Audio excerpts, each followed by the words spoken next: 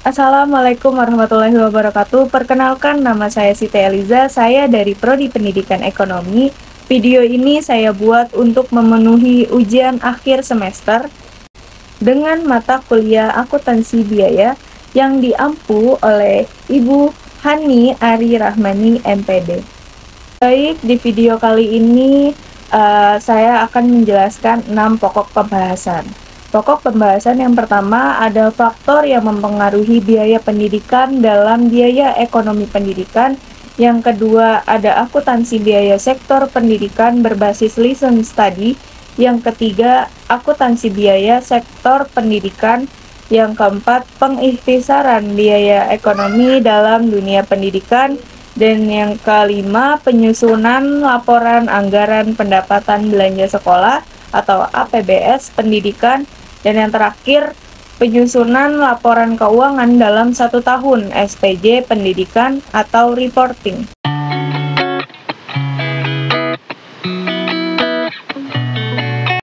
Menurut Nanang Fatah tahun 2008, faktor yang mempengaruhi biaya pendidikan dalam biaya ekonomi pendidikan yang pertama ada besar kecilnya sebuah institusi pendidikan, yang kedua jumlah siswa, yang ketiga ada tingkat gaji dan tingkat pendidikan, yang keempat ada rasio siswa berbanding guru atau dosen, yang kelima ada kualifikasi guru, dan yang terakhir yang keenam ada perubahan kebijakan dan penggajian pendapatan.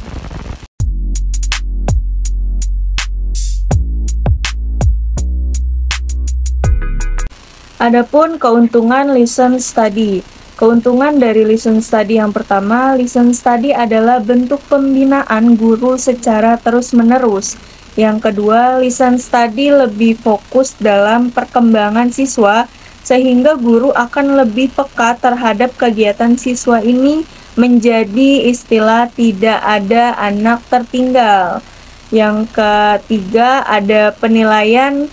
Listen study lebih pada penilaian proses, sehingga guru bisa memperoleh data penilaian individu. Dan yang keempat, listen study memberi kesempatan guru untuk berkembang secara kreatif dan inovatif. Yang kelima, adanya penyadaran diri, local expert, berbagai peran ya dari jejaring yang ada. Dan yang keenam, dengan adanya pembuatan chapter design dan lesson design, guru akan terlatih dalam membuat peta perencanaan dan terhadap pembelajaran yang urut, serta bisa mengantisipasi reaksi siswa. Dalam lesson study, guru yang bijak mengeksplorasi bagaimana siswa belajar berpikir dan merubah perilaku sebagai hasil dari pembelajaran. Praktek listen study dapat mengarah pada peningkatan pengajaran ketika guru menjadi lebih tahu tentang bagaimana siswa mereka belajar dan berpikir secara bagaimana instruksi mempengaruhi pemikiran siswa.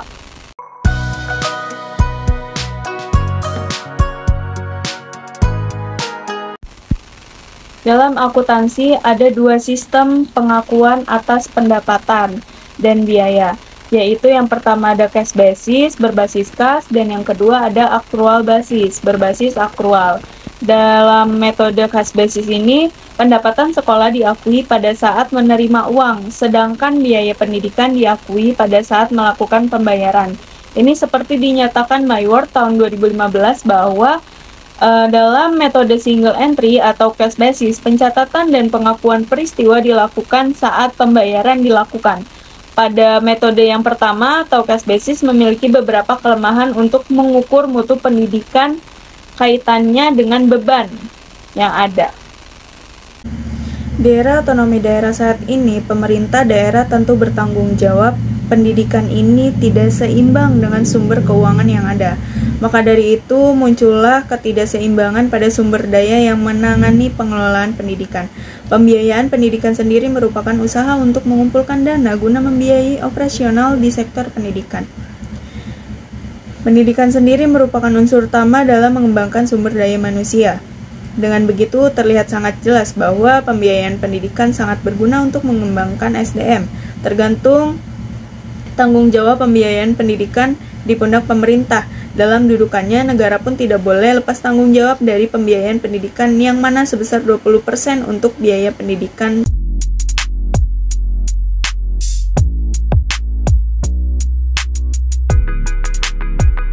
Yang pertama, investasi aset sekolah dari sisi jumlah dan kondisi fisik baik atau buruk. Pembiayaan yang kedua, pembiayaan pendidikan dari sisi RKAS, rencana, kegiatan, dan anggaran sekolah. Menurut Peraturan Pemerintah Nomor 19 Tahun 2005, pendapatan sekolah dikelola menjadi biaya pendidikan untuk mencapai tujuan sekolah. Dalam hal ini, elemen pengeluaran sekolah dikelompokkan menjadi biaya seperti berikut.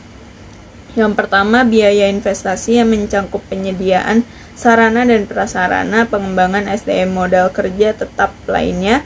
Yang kedua, biaya operasional meliputi gaji pendidik dan tenaga kependidikan serta tunjangan yang melekat pada gaji, bahan atau peralatan habis pakai. Biaya operasional pendidikan tak langsung berupa daya listrik, air, rencana biaya dan pendanaan program atau kegiatan untuk 1 tahun, anggaran yang bersifat strategis ataupun rutin yang diterima dan dikelola langsung oleh sekolah. Transaksi ini dalam RKAS dengan sistem cash basis dan nilai komputer tersebut dibebankan sebagai biaya untuk 1 periode atau 1 tahun, ini SPJ, pada periode pembayaran.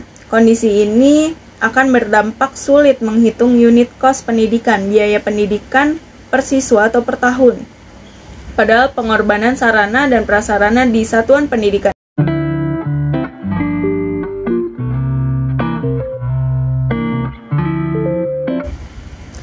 Penyusunan laporan anggaran pendapatan belanja sekolah PBS pendidikan atau reporting. Menurut Lipham tahun 1985 ada 4 fase penyusunan antara lain. Yang pertama, merencanakan anggaran. Yang kedua, mempersiapkan anggaran. Yang ketiga, mengelola pelaksanaan anggaran. Yang keempat, menilai pelaksanaan anggaran. Anggaran mempunyai fungsi. Yang pertama sebagai alat penaksir, yang kedua sebagai alat otorisasi, yang ketiga sebagai alat efisiensi.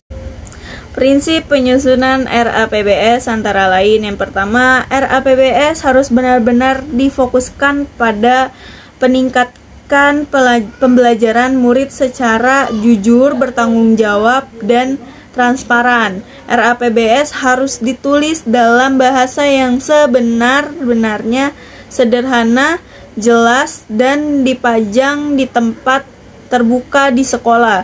Dalam penyusunan RAPBS, sekolah sebaiknya secara sesama memprioritaskan pembelajaran dana sekolah dengan rencana pengembangan sekolah. Proses penyusunan RAPBS meliputi yang pertama menggunakan tujuan jangka menengah dan tujuan jangka pendek yang ditetapkan dalam rencana pengembangan sekolah. Yang kedua, menghimpun, merangkum, dan mengelompokkan isu-isu dan masalah utama ke dalam berbagai bidang yang luas cakupannya. Yang ketiga, menyelesaikan analisis kebutuhan. Yang keempat, memprioritaskan kebutuhan. Yang kelima, mengonsultasikan rencana aksi yang ditunjukkan atau dipaparkan dalam rencana pengembangan sekolah. Yang keenam, mengidentifikasikan dan memperhitungkan seluruh sumber pemasukan. 7. Menggambarkan rincian waktu, biaya, orang yang bertanggung jawab pelaporan tersebut, dan mengawasi serta memantau kegiatan dari tahap perencanaan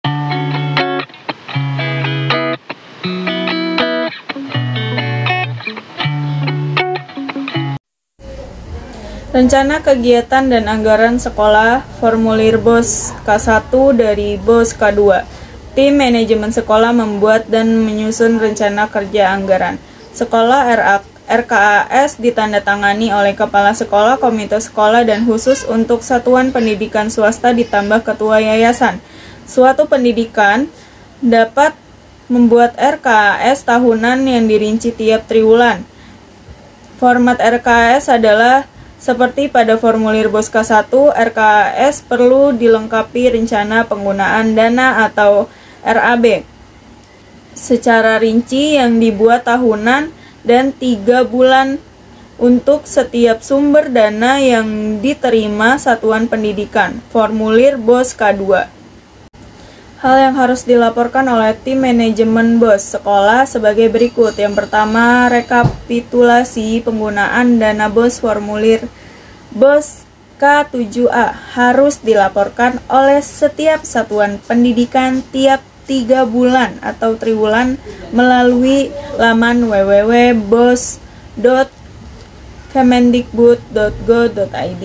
Laporan penggunaan dana BOS tiap triwulan disimpan di satuan pendidikan untuk bahan pemeriksaan, lembar perencanaan pertanyaan atau kritik atau saran, lembar perencanaan pengaduan, pencatatan pengaduan.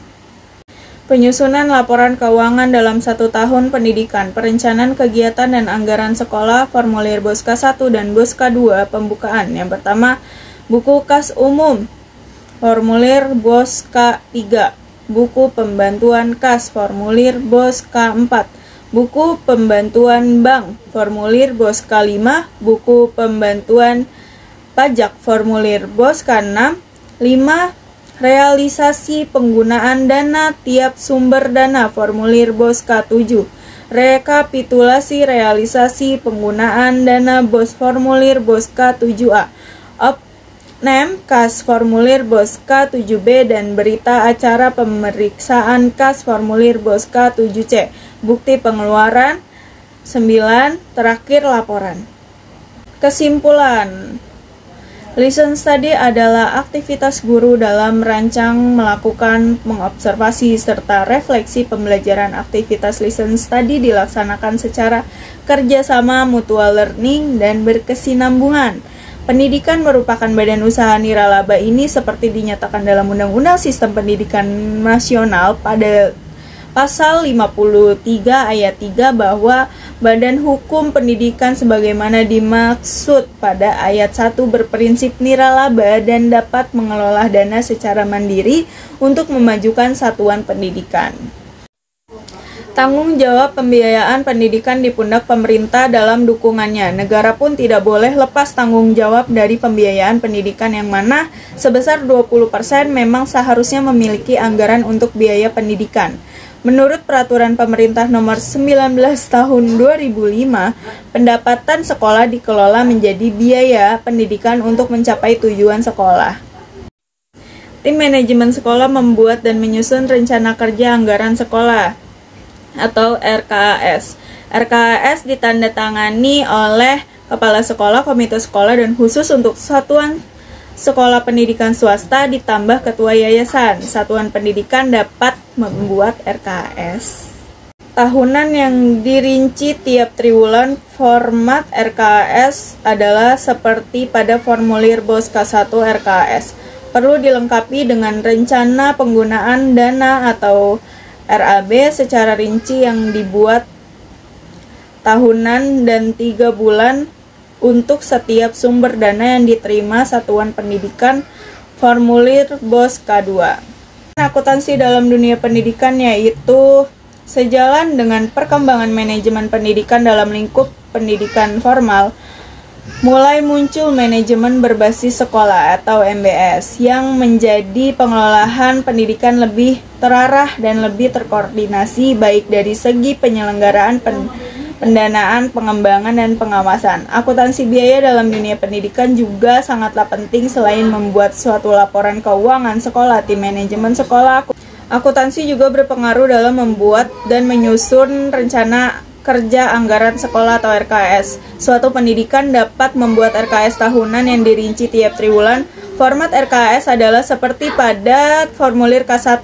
RKAS perlu dilengkapi dengan rencana penggunaan dana atau RAB secara rinci dan dibuat tahunan dan 3 bulan. Untuk setiap sumber dana yang diterima satuan pendidikan, formulir BOS K2 karena dapat memberikan suatu informasi mengenai biaya, di mana informasi ini sangat berguna bagi manajemen dalam hal perencanaan, pengendalian, dan pengambilan keputusan.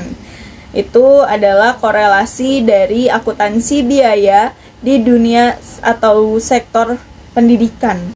Baik, sebelum kita mengakhiri video kali ini, ada sedikit motivasi yang saya ambil dari Mbah Google yang bunyinya khairun nasi ansanuhum khuluqan wal anfa'ahum linnas. Sebaik-baiknya manusia adalah yang terbaik budi pekertinya dan yang paling bermanfaat bagi manusia lainnya. Akhir kata, terima kasih. Wassalamualaikum warahmatullahi wabarakatuh.